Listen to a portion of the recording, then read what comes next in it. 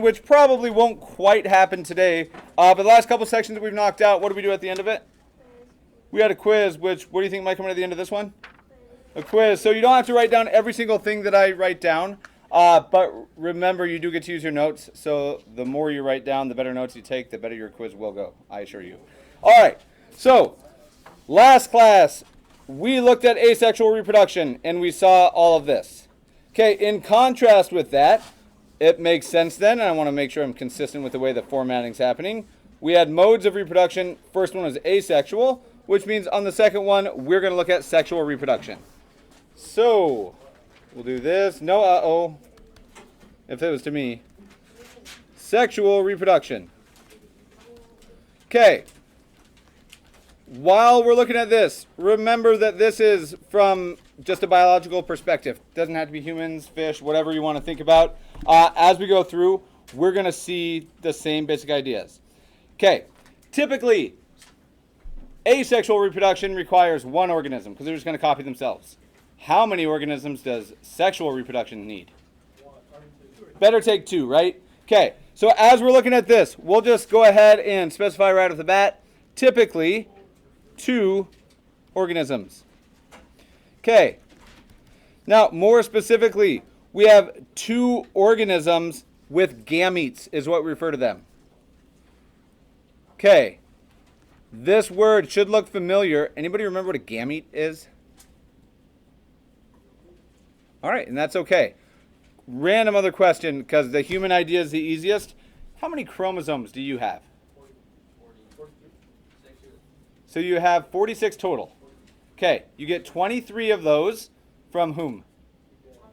Mom, you get the other 23 from dad, right? So we have 23 chromosomes that match up, 23 pairs, I'm sorry, that make a total of 46.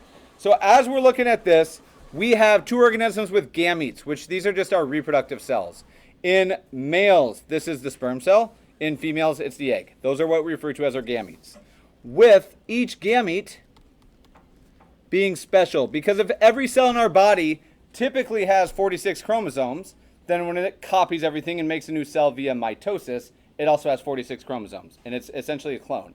Now, you guys are not clones of your parents, pretty sure, which means you didn't get 46 from each of your parents. That wouldn't make sense. You wouldn't be a human anymore. You'd have 92. We're going to say with each having 23 chromosomes. And just to clear stuff up, because there's a lot of ambiguity with when do we actually refer to a chromosome specifically, if you want to think about these as little strands of DNA, I'm fine with it. Each gamete, whether it's a sperm cell or an egg cell, will have 23 chromosomes instead of the 46. Because if one has 23 and another has 23, when they come together, they get to that magic number of 46. Okay. Now, when we look at these, the process of producing our gametes, it has its own fancy name. We're not going to go crazy into it, but it makes sense that we would talk about this. We know that most of our cells reproduce themselves via the idea of mitosis. What about the other one? Another M word. Meiosis. So, as we're looking at it, meiosis. And I'm just going to say, by definition, this is, in the simplest way to put it, cell division that produces gametes. That's what we would think of this as. Cell division. Cell division that makes gametes.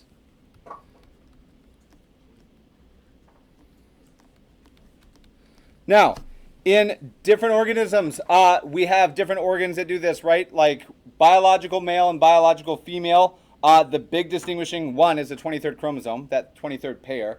XX produces female, XY will produce male, biologically speaking, which means that females will produce eggs via which organ? So the uterus is where actual growth happens.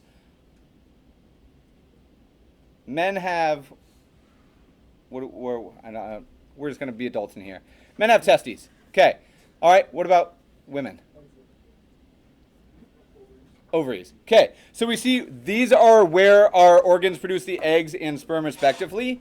And specifically, we come from this germ tissue that happens within the ovaries or happens within the testes. Okay. Germ, not as in like bad things that are going to make you sick, just the tissue that we're going to start to get our gametes from. Okay, so I'm cool with a picture if you guys are for meiosis. Okay, now you do not have to color these, but it is easier to keep track of if you color it. Don't have to. I'm going to, because it's going to make it easier. So check it out. Whether it's a sperm or an egg, doesn't matter. Irrelevant. We have a cell, and for this, real human cells would have 46 chromosomes or 23 pairs. I'm only going to draw a single chromosome as we do this. Okay, so check it out. Let's say that we have a wonderful blue chromosome, and simultaneously, we'll say blue is from who? Dad. And we'll say that this, I don't have a pink color. Where would pink be in here? It's red, right? I can't tell the difference. Is that pink or is that purple? Is that pink? How about that one? Is that pink or purple? Are we cool with saying one of them's a boy and one of them's a girl? All right. So this is like our 23rd pair, and I'm not going to draw all of them, but here's a pair of them. Now, we've already gone through the interphase where we replicate, we do this, we now have chromosomes. There's one from mom and one from dad. Okay, they do a really, really fancy thing in meiosis. When they go, like they line up, and then this part is going to be really hard to tell on yours. You're going to have to make a little note if you're not doing colors. Something happens where it's almost like these guys, these chromosomes, hold hands. Now, there's a very specific term that gets used here, but I want to see if you guys can tell me what's happened. So let's say I have this now. There's part of that one and part of this one. And all of a sudden, check it out, a little bit of that pink chromosome winds up here. Simultaneously, over here, looks like we'll have something like this, where those little gaps have gotten filled with the blue one. Okay. Ooh, too bold. Now, with just seeing the color differences, it gets a little bit easier to pick out. Can you guys tell what's happened between those chromosomes? They've shared, right? They've exchanged information somehow. Anybody remember what this is called other than Andrew? Okay. In bio, I imagine whether it's last year or 2 years ago, it doesn't matter. This is a process of crossing over. Okay. The chromosomes literally touch each other or come close to touching each other, and they switch a bunch of information. Now, it happens via proteins because everything happens via proteins, but they have exchanged information. Okay. Fundamentally different than mitosis. All right. So, these things, I see chromosomes, they have crossed over, and I'll make sure we highlight that. Crossed over, which, what does it mean to say that they've crossed over? Not that they're dead, but they switch DNA or share. I'm going to say switch because they switch little bits and pieces, little genes. Okay. Right now on the board, how many cells do we still have? We had one cell, and then the chromosomes were there, and they lined up, and then we had the same cell where the chromosomes had switched some of the information. Everybody still cool here? All right. In mitosis, it's different because we only had one X that needed to be pulled apart. Now there's two X's or two chromosomes that are going to be pulled apart. So when this happens and these guys split, we're going to get two cells. Now, fundamentally different as we go through here because these guys line up. What winds up happening, we'll go here. And I'm going to split this cell into two. Now, if you imagine that this is a cell and I have a middle line or an equator, there's some other stuff going on that grabs onto this chromosome, and it will pull the left chromosome here. So this one winds up over here. I'm going to draw them a little bit separated just so I can see what happens next even more clearly. But check it out. That one chromosome right here got pulled to this side. Is that the same as what we started with? No, like this is fun. Like I can tell it's different, right? And this chromosome here got pulled over to this side. So I'll do the same thing where I just leave little spaces so I can add those extra colors. And every time I hit it. Okay. We are now through the first meiosis. Okay. In reality, I'm skipping over a bunch of steps. I'm going to wait till everybody draws. We'll talk about the steps that I skipped over. Okay. I will pause because I can tell people are still writing. I didn't give you any break. Okay. Is it similar to what we drew for meiosis? Sorry, mitosis. If we compare, I just want to be able to see the difference. Here is mitosis. we had one chromosome, went to the middle, and split. So they each got half of it, right? Okay, here we had two chromosomes. They went to the middle, and they split, and they each got their own full chromosome, right? Okay, we have seen all of meiosis 1 through prophase, metaphase, anaphase, and telophase. We've ended with 2 new cells, each with a full chromosome each. Okay, I did not draw the other 22 if this is a person. This is only one of the 23 pairs that we've seen do this. Okay, now, when we make gametes, they don't need a whole chromosome's worth of information. They need half of it. Now, based on this picture, is there a natural way that you could make, instead of having a full chromosome, that you could just rip it in half and they each get half? I have a full chromosome here. If I just drew a line right down the middle and I ripped it apart, they'd each get half, right? Are you guys cool with that idea? They would each get half of the chromosome. Now, check it out. Turns out that's exactly what happens. All of this is known as meiosis 1. Cool. We now have 2 cells with the full chromosome. Okay, from here, these guys go to the middle, which they're already drawn here, and they separate again. So this one cell splits into 2, and this one cell splits into 2. Okay. If I am glossing over this way too briefly, feel free to tell me. But I'm just going to make sure that I can see. Here it is. One chromosome that's now different than any of the originals. It's lovely. Kaboom. Need to draw that a little better. And one here. And I'm going to just draw all these real quick.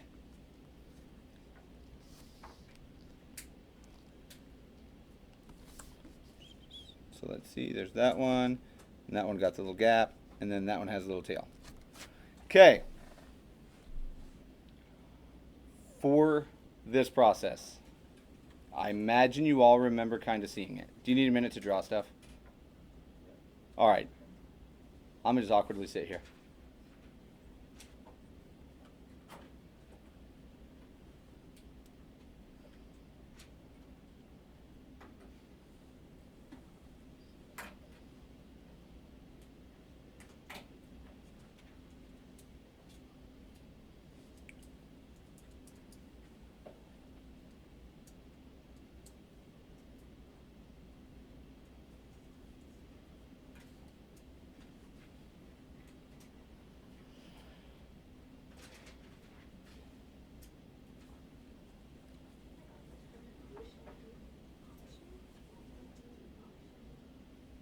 Appreciate the heads up there, Harbor.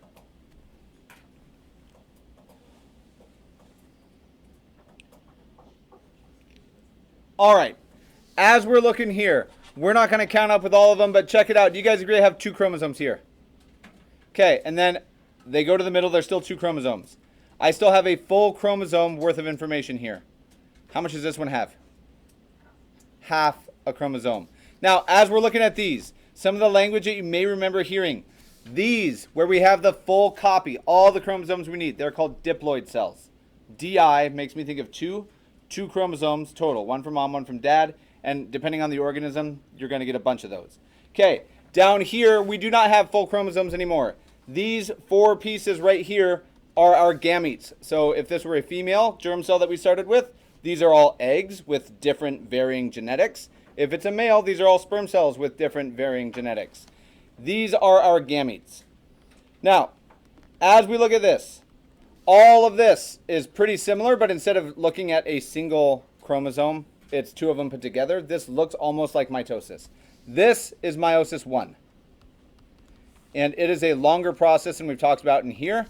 This last little piece where we go from 2 cells, each with full chromosomes, and we cut it in half, this is our meiosis 2. Okay. For this, meiosis only occurs in the production of gametes, which means if we have asexual reproduction for an organism, you will never find any of the reproductive cells. You will not find sperm, you will not find eggs. They don't need it. Only in the case of sexual reproduction do we need all of this. Okay, huge benefits that happen in this process is that all of a sudden we get a ton of genetic variation because this happens all over the place. There are so many possible copies that might interchange here, which is why you're not the exact same as your parents. Okay, do you want to go more in depth into meiosis stuff? Everybody remembers seeing this at one point. Okay, Just worth mentioning in humans because it's easy to think about. There are lots of places in this process where mistakes can happen. One really common issue is what's called non-disjunction, where when I get here, I need these to separate. One goes here and one goes here. It is certainly possible, and it does happen, not super often, but it does happen, where these two don't disconnect the way that they're supposed to. It's called non-disjunction. If these both wind up here, this doesn't have any, and we wind up in the gamete that doesn't have half the genetic information, if offspring is made, it won't live, unfortunately. Maybe up to a year, depending on the certain chromosome that gets missed. Other possibilities is that these ones over here then would have an extra chromosome in them. And again, depending on where it happens, a ton of different genetic issues can occur. The most common being Down syndrome, which is an extra copy of a chromosome in a gamete, which leads to what's called trisomy. 3 chromosomes instead of the 2. If it happens at, I want to say the 21st chromosome, you wind up with Down syndrome. If it happens in most other chromosomes, you wind up with either no true organism being born or an organism with such severe disabilities that they don't live past a year typically. Okay, as we go through here, feels okay, feels like review. Cool. All right. Can things that aren't human get like the same kind of, is it the same for Down syndrome? So definitely, I don't know where that distinction needs to happen. Humans have 23 pairs of chromosomes. The less chromosomes you have, the less likely non-disjunction is to occur. And I don't... So like this, the less intelligent, or not intelligence, but like... What about like koalas? What about koalas? They're individual, like humans are. They have more individual characteristics. I don't quite get your question. Or was it a question? Wasn't it like about How how many chromosomes do they have? can other animals get Down syndrome? I assume so. Like, definitely other animals can. Yeah. Like, I know that big cats can. I don't know if fruit flies can have Down syndrome. I have no idea. I just not a clue. Do they have? 6 in fruit flies. Dogs have more than we do. I So think dogs have 38 pairs. what about dogs Down syndrome? Shouldn't they have? Dogs can definitely get Down syndrome. But they also have, it's only one specific chromosome pair that you have to have non-disjunction with. So there's tons of other genetic issues that occur. I don't know if fruit flies can have Down syndrome. That's a good question. I have no idea. I don't know. All right, so we are getting close. We're going to have one more little part, and we're going to chill out on this. Okay, when we think of reproduction with humans, obviously we know how it works. Hopefully you know how it works. You're, essentially adults at this point in time. We're not going to go into that. Do fish reproduce sexually the same way humans do? No. Do fish have gametes still? Yep. Male fish have sperm. Female fish have eggs. They reproduce very differently, though. What they do is not an internal fertilization, which is common in a lot of mammals. We have a couple little terminologies here that are easy to knock out. I don't want to get rid of those yet. All right. So as we're looking at this, how do fish reproduce? How do our salmon reproduce naturally in the river?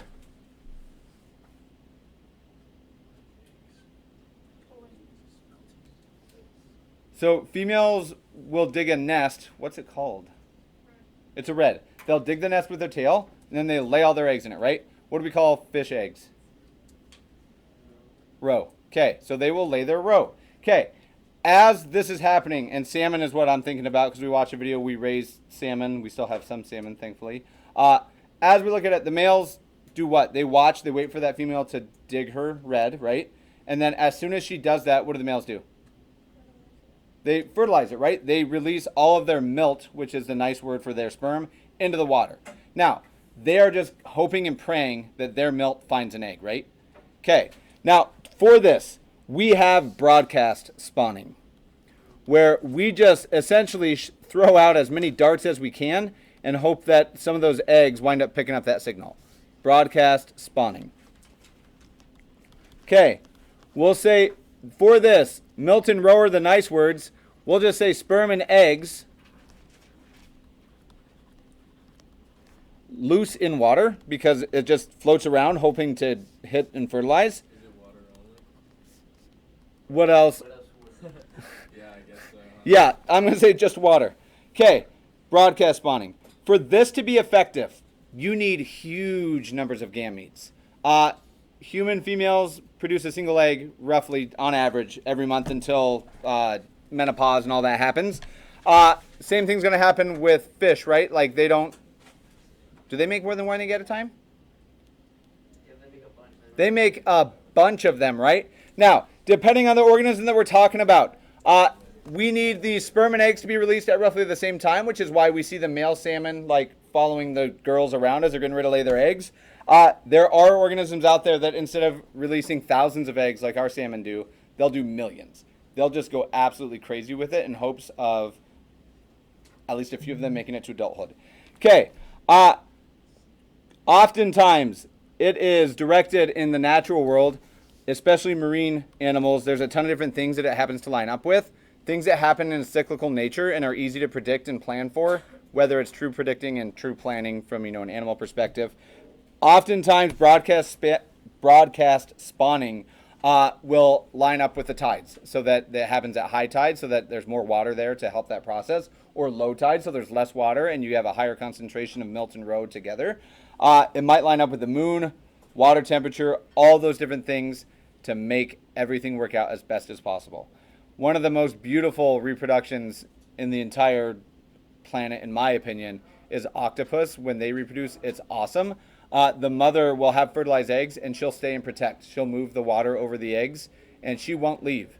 In the process of not leaving her eggs, because she's trying to make sure that they grow and they develop, she dies. But the really pretty, so that happens, like salmon do the same thing. What do you think the baby octopus eat when they finally hatch and they find their mother dead there? Their mom, and it's metal, first of all. It just sounds like that. But I think it's really beautiful to say, look, she cares for them for as long as it takes. Her dying breath is literally there to feed her children, which something similar happens in our river, which is also a beautiful thought. Okay, for this, other animals, we're not going to go super into it. We have broadcast spawning, and I was going to say lines up with nature, but I'm okay with it. We also have internal fertilization.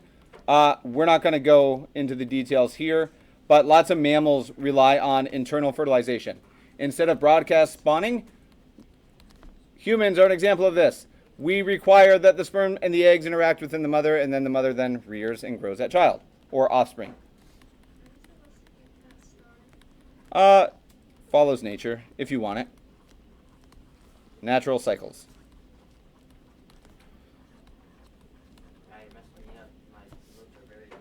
Have this or don't, it's up to you. Good, I'm glad to hear it. Okay, I'm not going to say anything else about internal fertilization. You guys have all talked about it. Cool. Everybody on board with what I'm talking about here? No. All right. So real quick, instead of releasing sperm just out wildly and eggs out wildly, some organisms keep their eggs inside themselves, and you have to put the sperm inside of the other organism. Cool. Internally, you are fertilized. More contact between parents, way fewer gametes, which means you run the risk, right? If I produce 10,000 offspring, maybe a few of them make it. That's awesome. If I only produce one offspring, there's a huge risk of that genetic lineage ending with me. Cool. Not cool, but all right. I'm good with this. There's one more little type, but we'll talk about it in our next lesson. Cool.